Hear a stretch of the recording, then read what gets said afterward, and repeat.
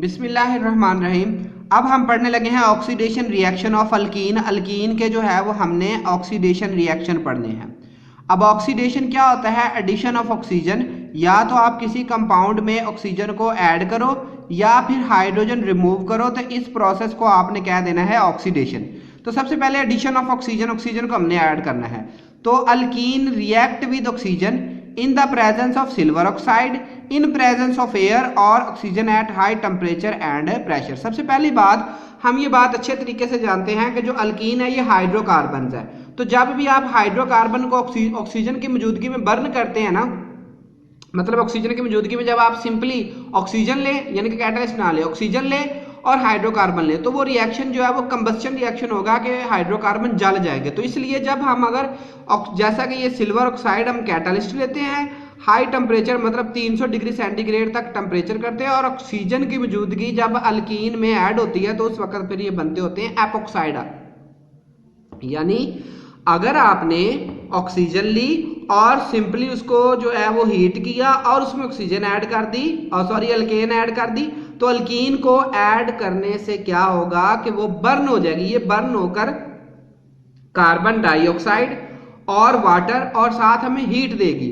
तो इस मुसीबत से बचने के लिए हमने क्या करना है? सिल्वर ऑक्साइड कैटलिस्ट लेना है और फिर 300 डिग्री सेंटीग्रेड टेम्परेचर रखना है और ऑक्सीजन देना है। तो ये जो ऑक्सीजन का मॉलिक्यूल है ये इन दोनों के साथ मिल जाएगा। अब इन मॉलिक्यूल की पहचान कर लें आप। इसको हम कहते हैं इथाइलिन एपॉक्साइड या इथाइलिन ऑक्साइड।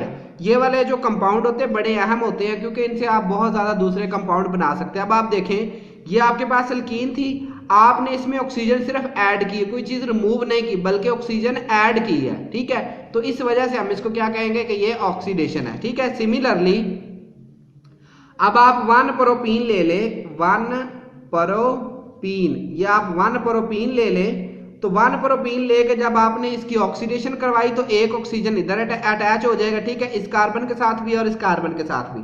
अब ऑक्सीजन इन दोनों के साथ क्यों अटैच हो रहा है? क्योंकि ऑक्सीजन बनाता होता है 2 बॉन्ड। ठीक है, तो इस वजह से ये दोनों कार्बन एटम के साथ एक एक बॉन्ड बना लेगा और ये आपके पास बन जाएगा प्रोपाइलिन ऑक्साइड।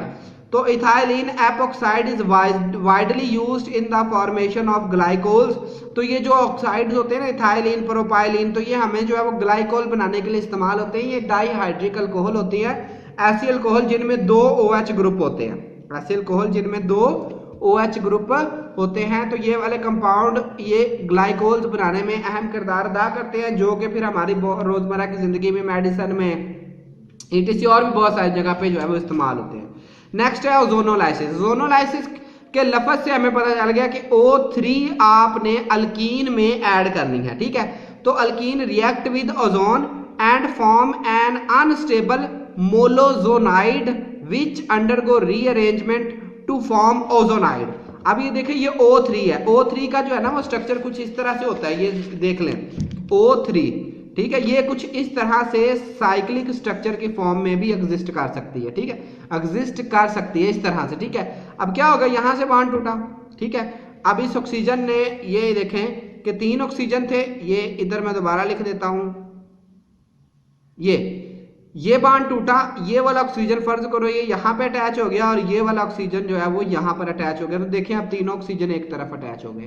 तो ये वाला रिएक्शन जो है वो, ये वाला जो प्रोडक्ट होता है ये अनस्टेबल होता है, ये रीअरेंजमेंट इसकी होती है।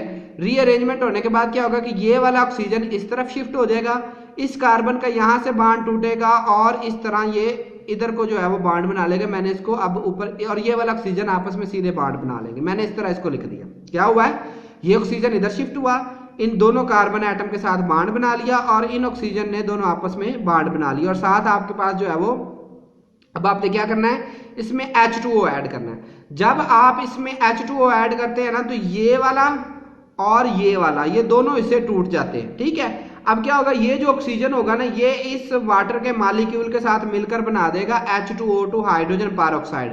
यहां से ये ऑक्सीजन तो गया, इसका तो खाता खत्म कि H2O के साथ मिल गया। अब ये वाला कंपाउंड देखे, इधर से कार्बन का बॉन्ड टूटा, ये देखे, ये कार्बन इधर लिखा, ये हाइड्रोजन इधर लिखा और ये वाला हाइड्रोजन इधर लिखा और ये ऑक्सीजन इसके ऊपर लिख दिया। अब देखें, ऑक्सीजन का इधर से भी बॉन्ड टूटा है, कार्बन का इधर से भी बॉन्ड टूटा है, दोनों का एक एक बॉन्ड दूसरी तरफ से टूटा है, तो ये बॉन्ड आपस में जो है वो डबल बना लेते हैं। और इस कंपाउंड का नेम जो होता है वो होता है नल।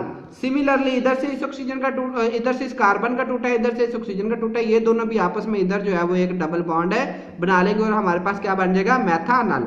अब हाइड्रोजन परऑक्साइड जो होती है ना, ये हाईली अनस्टेबल होती है अगर आप मेथानल के साथ रखते हैं इसको, तो इसको जो है वो दूसरा नाम इसका है फॉर्मेल्डिहाइड भी इसको हम कहते हैं, फॉर्मेल्डिहाइड।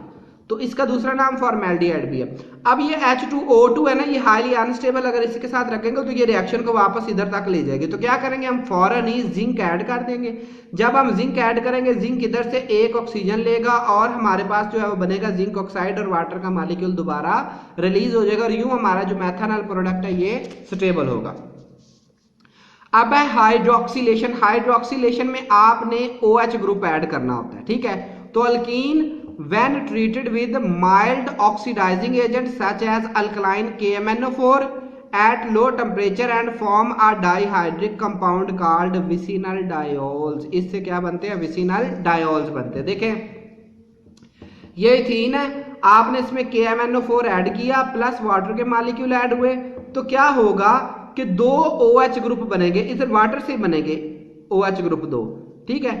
एक जो है वो यहाँ पे अटैच हो जाएगा और एक यहाँ पे अटैच हो जाएगा और ये वाला मॉलिक्यूल जो है ये बाकी के जो बनेंगे, क्योंकि 4 आप H2O ले रहे हैं ना, तो इसमें 4 OH ग्रुप इस तरह है,